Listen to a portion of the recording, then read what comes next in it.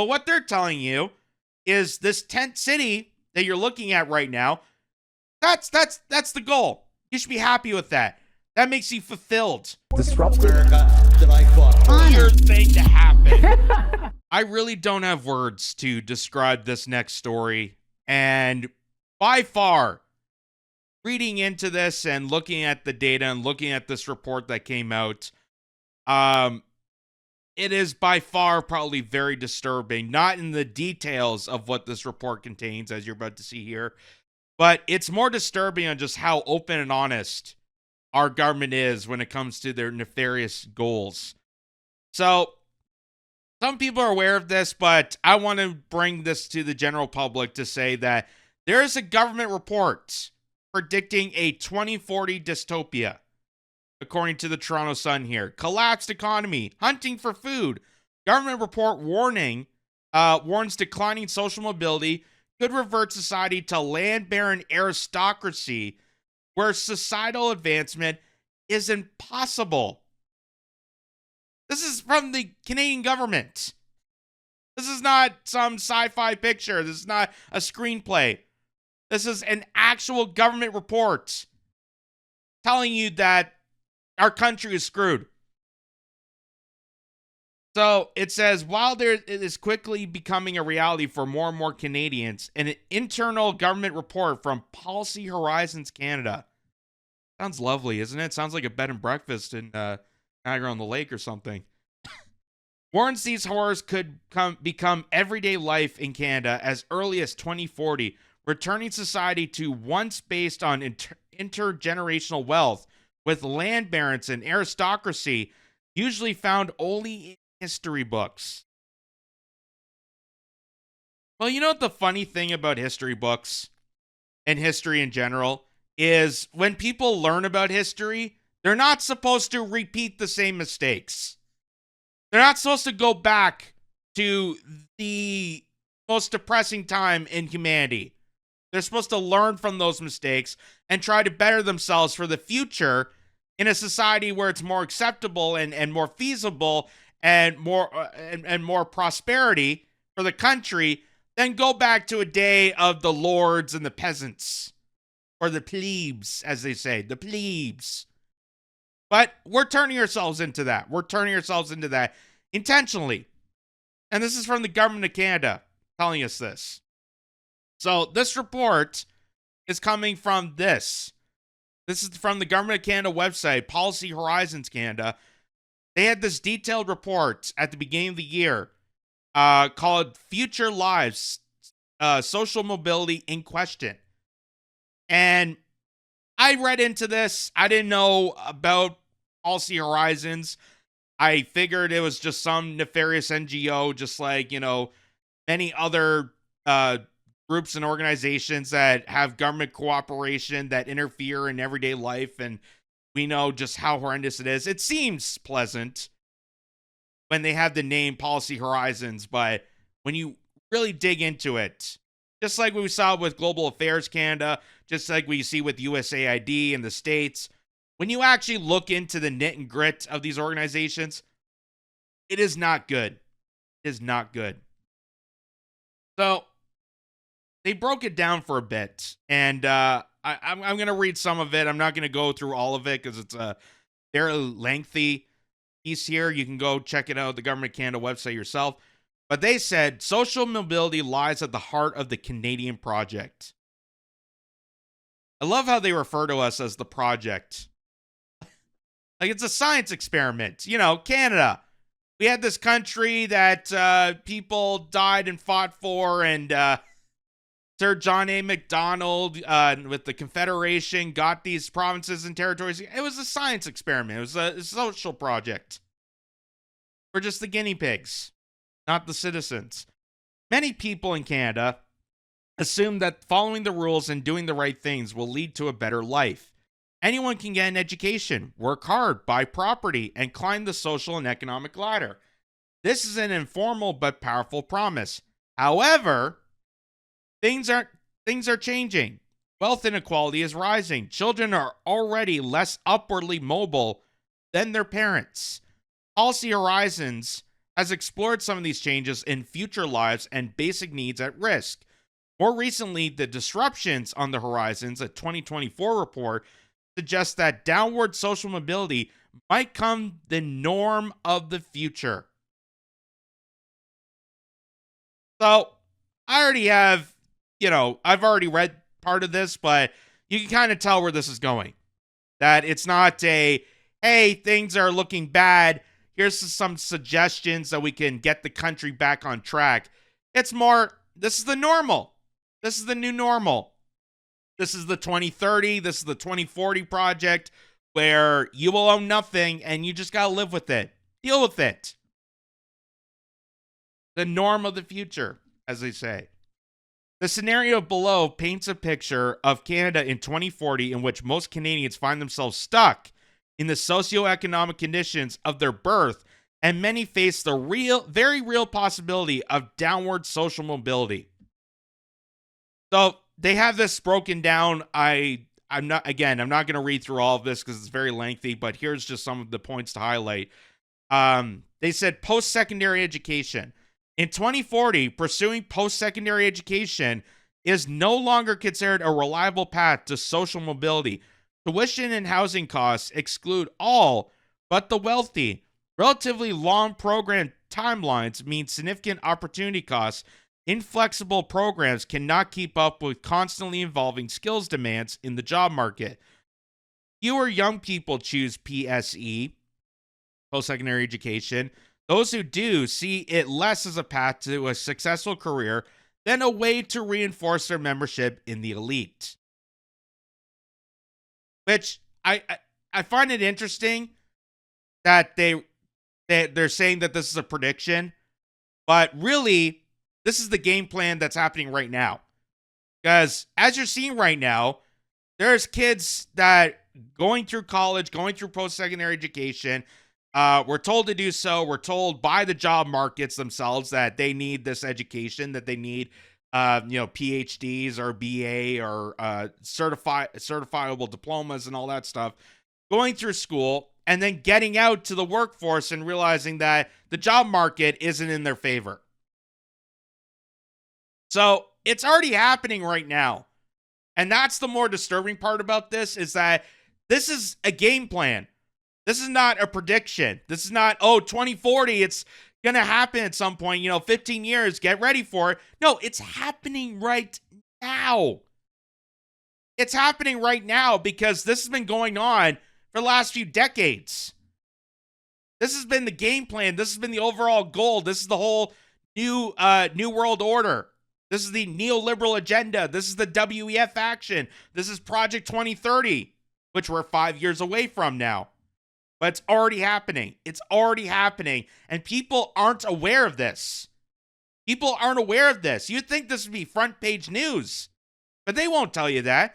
Because guess who runs the news? The global conglomeracy of international bankers.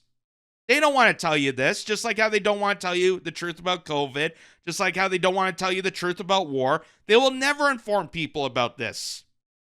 They will never inform people about this because, like the National Post said about the RCMP report, if Canadians realized how screwed they are, how their federal government abuses them day in, day out, there'll be a full-blown riot. So they want you to keep in the dark. They don't want people to know about this. And they definitely don't want people to know about how the government of Canada published this report telling people that this is the country you're going to be into now. That it's going to be the lords and the peasants. It's going to be the dark ages. Things are not looking prosperous. But, elbows up. So, housing. In 2040, owning a home is not a realistic goal for many. Most new homeowners get help from family members. Some take out intergenerational mortgages and have several generations of family living together. Others enter alternative housing mortgages with friends. And a growing percentage of homeowners also own rental properties. They oppose policies to expand the housing supply or freeze units. Inequality between those who rent and those who own all has become a key driver of social, economic, and political conflict. So again, own nothing and you'll be happy with it. That's why everything is turned into a rental. Everything is being turned into a rental. And they're predicting that a couple of years from now, not 2040, but just in a couple of years, that home ownership is going to be a very, very slim number. And that more and more homes are going to be bought out by BlackRock or State Street and Vanguard and all these international conglomerates, and the banks and other places are going to buy up these homes and turn them into rental units. That multiple families are paying to the banks, are paying to these companies for a single dwelling home. That's what they want. That's what they prefer. That's the whole agenda that they're putting in place in front of us. So this is not prediction. This is out in the open game plan. This is them admitting to the horrific agenda that we're facing now. Intergenerational wealth. In 2040, people see inheritance as the only reliable way to get ahead. Society increasingly resembles an aristocracy. Wealth and status passed down on generations. Family background, especially owning property, divides the haves from the have-nots. Social siloing. In 2040, people rarely mix with others of different socioeconomic status. Algorithmic dating apps filter by class. Gated metaverses like real life offer few opportunities to meet people from different backgrounds. It is hard to move up in the world by making social connections that could lead to long-term romantic relationships, job opportunities, or business partnerships. Social relations no longer offer pathways to connections or opportunities that enable upward mobility. Now, it's funny that they add that, because I could also say the same thing in relation to the whole DEI movement and, the wokenism and the identity politics, because as they try to manufacture this narrative of, DEI is going to make it more inclusive and diverse, and we're going to give an equal opportunity to the disenfortunate and disenfranchised. What DEI really is, and what the whole woke agenda, as we've seen from BlackRock, as we've seen from Christian Parenti and so many other people that have actually dove into this, is it's all a facade. It's all phony. It's all fake. And it's actually making it worse for diversity, and it's segregating more people, because the whole intention of having wokeism and identity politics and us fighting over transgender bathrooms and all that situation is to keep us divided. They don't want people uniting on a common front. We saw that even going as far back with Martin Luther King Jr. There's a reason that MLK, they only focus on the civil liberties for black people portion of it, but they don't focus on how MLK was, when he started talking about economics, when he started having the poor people's march, not the black people's march, a poor people's march, meaning that's inclusive for everybody.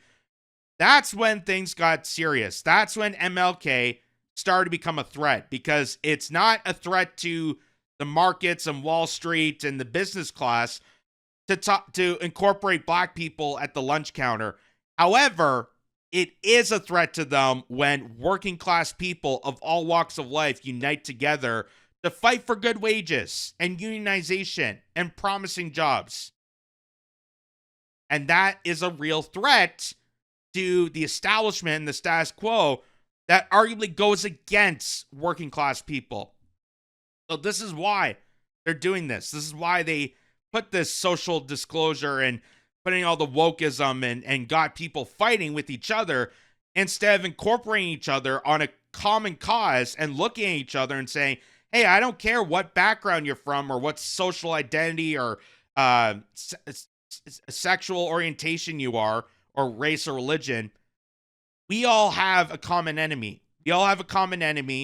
They're all being abused. We're all being taken advantage of. Let's unite together and fight the good fight on a common ground.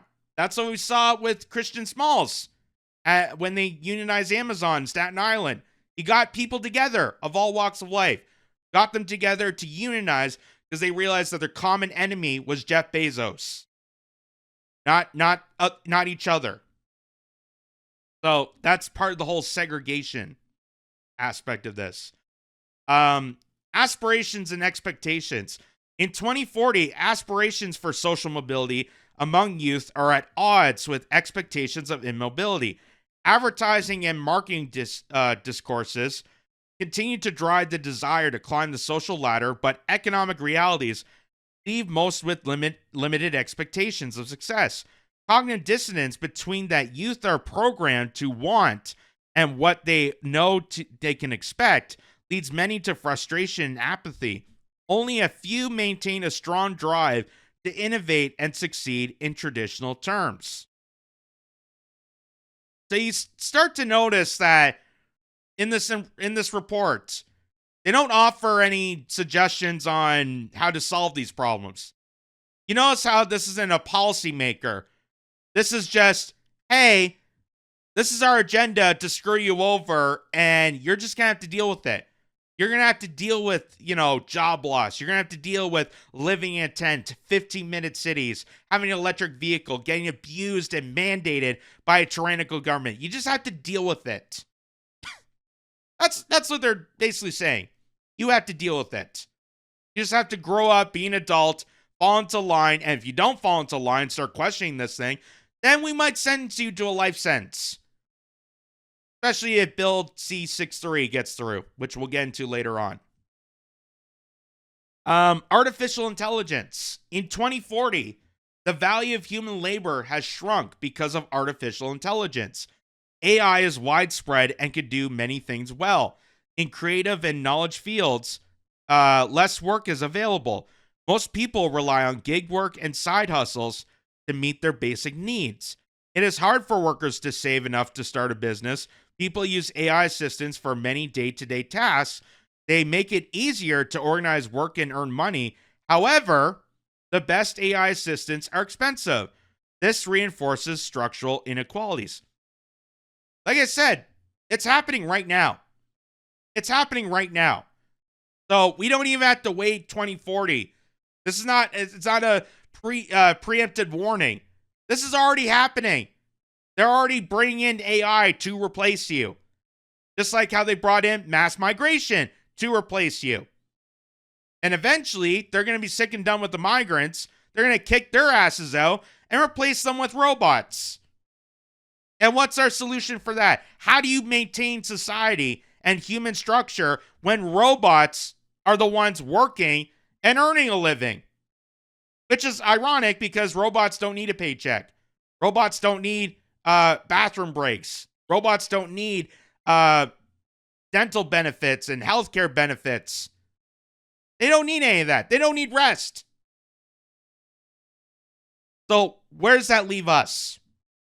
Are they going to suggest a UBI? Are they going to suggest basic income for people? How's this going to work out? Because they don't have any solutions. So this is another part of this report that this is where it gets really disturbing. This is where the psychology of these monsters really come in. So you notice how there's a picture of two tents out in possibly a parking lot on a cold winter's day, which is the new norm in Canada. People sleeping in tents. There's tent cities all across the country. And at the bottom here, if you read the highlighted part, it says, but loss of belief in social mobility could also make space for positive ideas. Really? Do tell. Are we going to get some solutions now? No. Listen to this. People could rethink what prosperity means or fulfillment. So, this is the psychology aspect. This is the MK Ultra sinking in to tell people, hey, be happy with what we give you. Be happy that we're destroying society. Be happy. Own nothing and be happy. That's WEF lingo right there. That's them blaming you. They're putting the blame on you because of how they are going against you. Because how their horrendous policies, everything from DEI to AI technology in the workplace, everything. This is all being incorporated to this greater agenda to screw over humanity and enslave it. And now they want to tell you to point the finger at yourself because you're not thinking clearly about just changing the meaning of prosperity. No, most people just want a basic job that they can afford a living, maybe start a family and have a roof over their heads and pay for groceries at a decent rate. That's the most people want. But what they're telling you is this tent city that you're looking at right now, that's the goal. You should be happy with that. That makes you fulfilled. That you're homeless, that you're starving, that 2 million people a month are lining up at food banks. That's the prosperity of Canada. That's the fulfillment. You should be happy with that. They may reject conspicuous consumption. They may focus on policies that promote human flourishing. This can include healthcare, housing, the environment, and education for its own sake. So why isn't our country investing in that? Why isn't Policy Horizon taking that message to Parliament and telling Mark Carney, hey, stop wasting money on endless warfare in Ukraine or send your money to Bangladesh for gender studies and invest in housing, invest in healthcare, invest in the environment. Put that money back into our country. That's what China's been doing, the communist country China. And I'm not supportive of the government, but you heard from Jack Ma that the reason that they're flourishing, they have electric vehicles at $10,000 and their economy is skyrocketing compared to us, is because they put their money back into the country. So if that's the case, why aren't we doing that? Because Policy Horizon is against all this. Policy Horizon is there as a front to pretend to be concerned about Canadian issues, but really they're there to serve the global interest. And the global interest is to treat you like a slave. That's what all this is.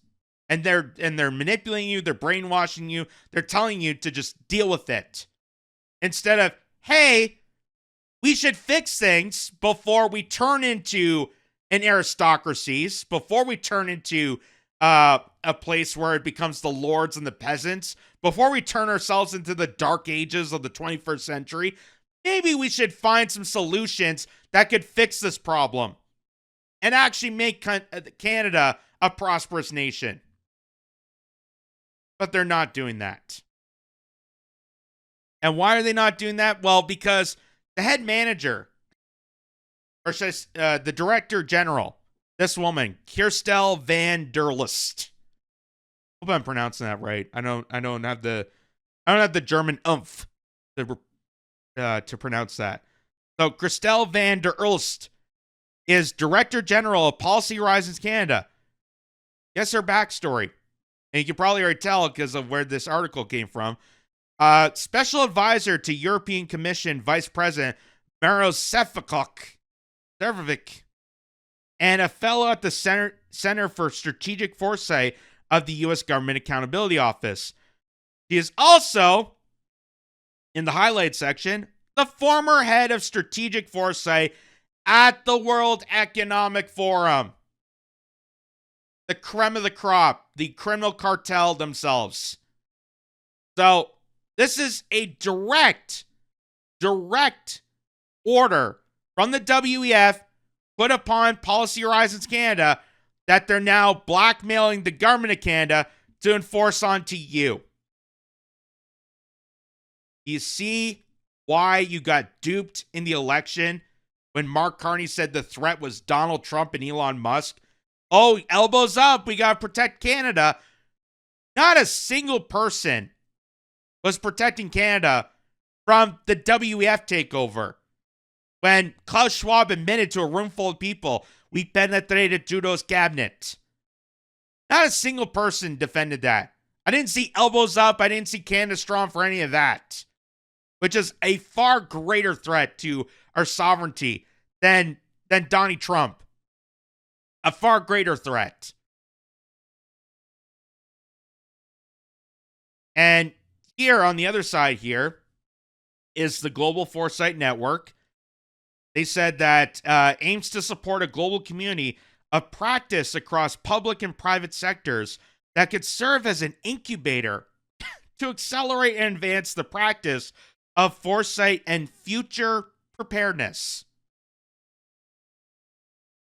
So, not real good solutions, just, hey, we're going to make your life worse. You're just going to have to deal with it and be prepared for the future. Which, again, it's happening right now. So, this is not even future preparedness.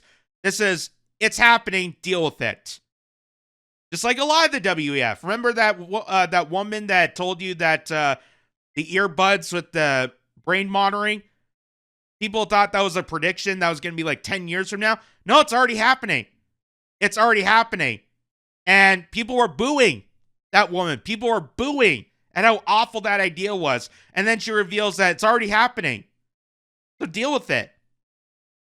This has already been in the books for the last few decades. And now we're finally getting word of it. Finally. And here's just to remind people, this is from the Bank of Canada that just a short while ago gave us this bleak warning about just the near future of Canada and Canadians with their finances. So, again, if you think this is a Twilight Zone, sci-fi, some sort of Orwellian text coming from a book, a fiction book, think again, because that is the government of Canada telling you and just basically being brutally honest to say that this country is going to be in enslavement. And here's the Bank of Canada telling you that your finances are also screwed. And notice how they don't mention a thing about the government being wrong, or they don't take responsibility for themselves. But they're just going to tell you that you have to deal with it. Just like how the report did. Listen to this.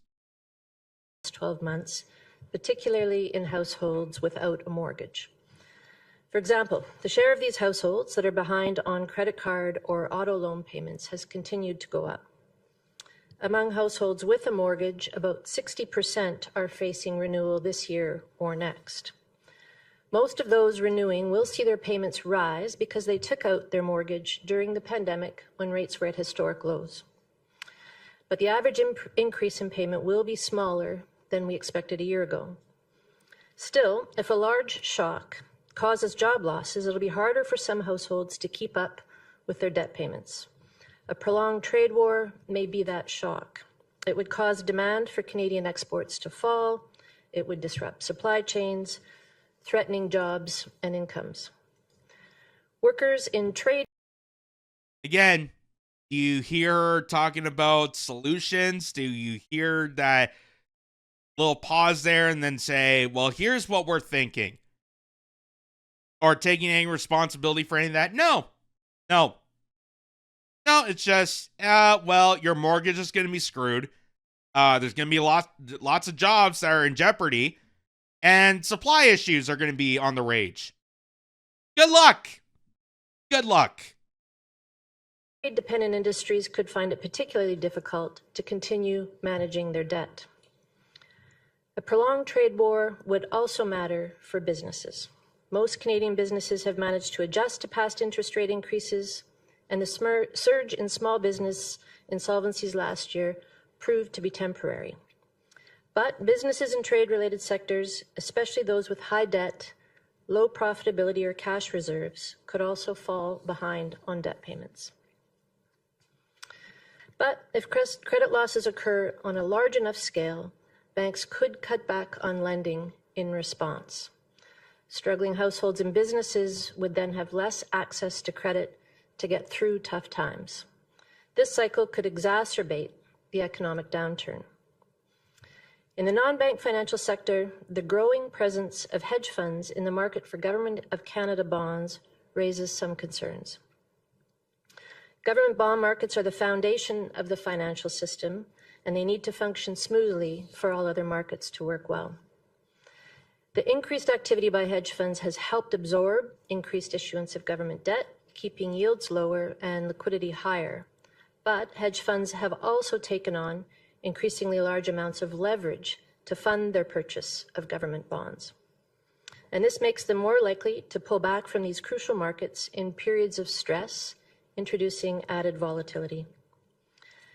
The recent gyrations in the US Treasury market clearly illustrated this risk. If the trade war causes a larger spike in volatility than we've seen so far, leveraged hedge funds might rush to sell their holdings. That could strain liquidity across core markets, increasing stress throughout the financial system. Again, was the elbows up marches worth it? Was all the rage during the campaign worth it? I hate to sound like a broken record and a black pill Debbie Downer. You got duped. You got duped. Because this is what Carney is pushing through. Just like that report from The Independent when Carney was selected to be Justin Trudeau's replacement. They told you right in the open that the whole purpose of Carney being there is to usher in this. They want to rig the system in favor of them, turn this into an aristocracy, to a post-national state, to go after populism, which is now apparently the new dirty word. It's the new communism, which all populism is for the majority of the people. Doing the best and investing into our country and doing, what MAGA's supposed to be. It's supposed to be America first. That was what Trump ran on. And now guess what? Trump is being pretty anti-American.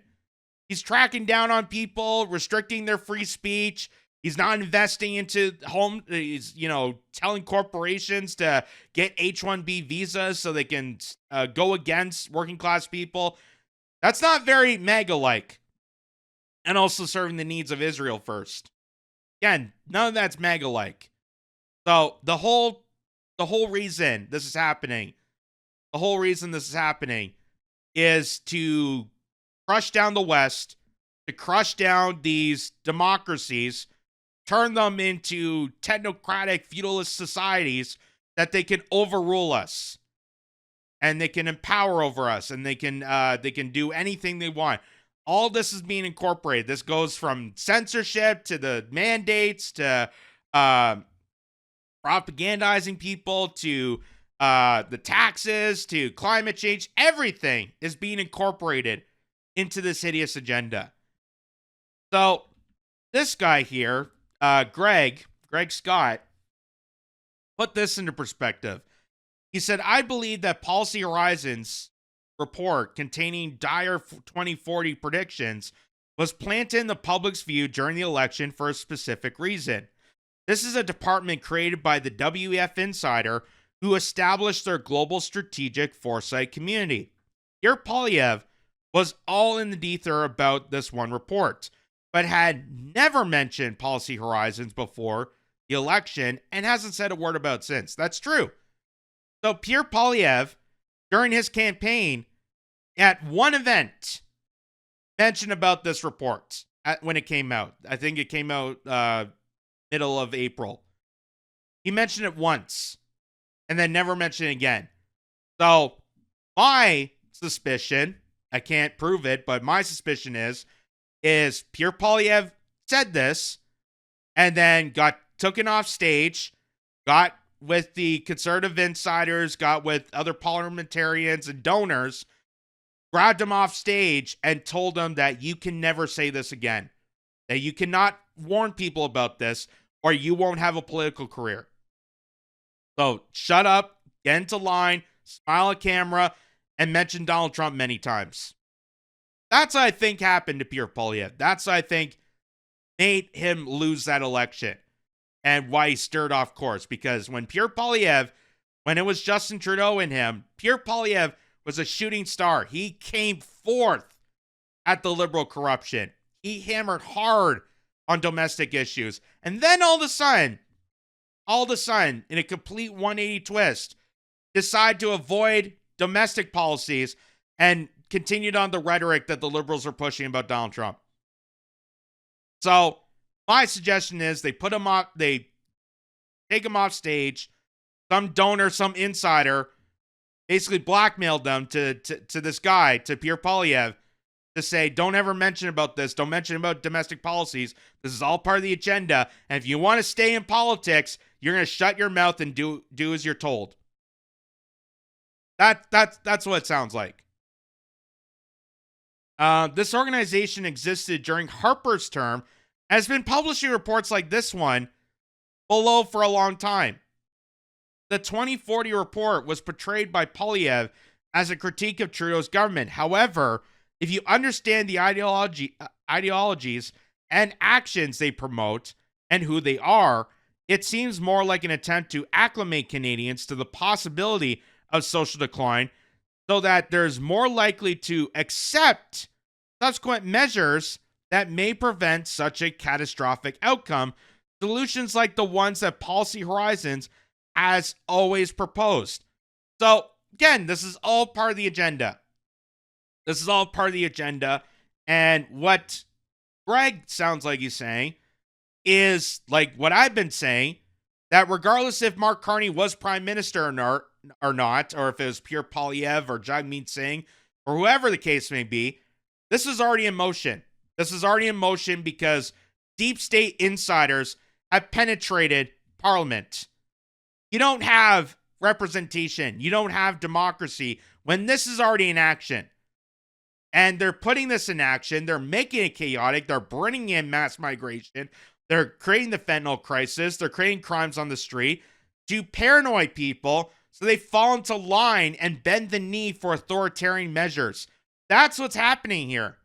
They're hoping that society collapses, that humanity desperately, in a desperation, falls into authoritarianism. Because that's what these hideous monsters from the WEF, from the bankers, from royalty to the tech bros, to Bill Gates, to Warren Buffett, to Jeff Bezos, they all thrive on authoritarianism. They thrive at it. They think that they're libertarian. They think that they don't want anything to do with the government or ruling or don't want to restricting people's lives. That's total BS. That is total BS. They want to be kings. They want to rule and dominate over people. And this is how they're doing it. And regardless if it was Pierre Poilievre in office right now, this would still be going on. And I'm sure Pierre Poilievre would stay quiet about this. Like I said, my only conclusion is that when he said it once, someone took him off stage, got him into a car, got him off to a separate room, and told him to shut his mouth. Shut his mouth. You'll stay in politics if you stay quiet and go with the flow. Otherwise, things are going to happen. Because look at what happened. Look at what they were trying to do with Aaron Gunn. Look at what they were trying to do with Andrew Lawton. They were trying to discredit them, kick them off the ballots for old posts because Andrew Lawton and Aaron Gunn are controversial. They're controversial because they're critics of the establishment. They're critics of the parliamentarian. They're critics of this agenda. And you're not allowed to speak about this. You're not allowed to mention about this. Hence why they need censorship. Hence why they need to crack down more and more, bring authoritarianism to the forefront, and scare people, scare the living bejesus out of them to enforce this. This is all from the get-go. This is all from decades ago that now we're getting the information. They make it sound like it's a prediction, but it's actually the game plan that's already set intact right now. And it's amazing that people do not understand this. They're not being told about this. And even the people that know better, should know better, are staying quiet about this because they're being either blackmailed or they think that they're going to be social outcasts. They don't want to be some Alex Jones type or myself. But what I'm telling people is that this is happening, and be aware that Canada's already been taken over. And if you really want to save this country, then we got to stop this crap, stop the facade, stop the charade, come together as Canadians, the same way we did with the Freedom Convoy, come together and fight for this country. Fight for the sovereignty, safety, and stability of every single Canadian, regardless of their background. That is the defiant force against this. This is what will crush the establishment and the status quo. They hate it so much. Hence why they are using and abusing people to their advantage to make us angry at each other and distract us from uniting. Because united force, a united front, is their worst nightmare.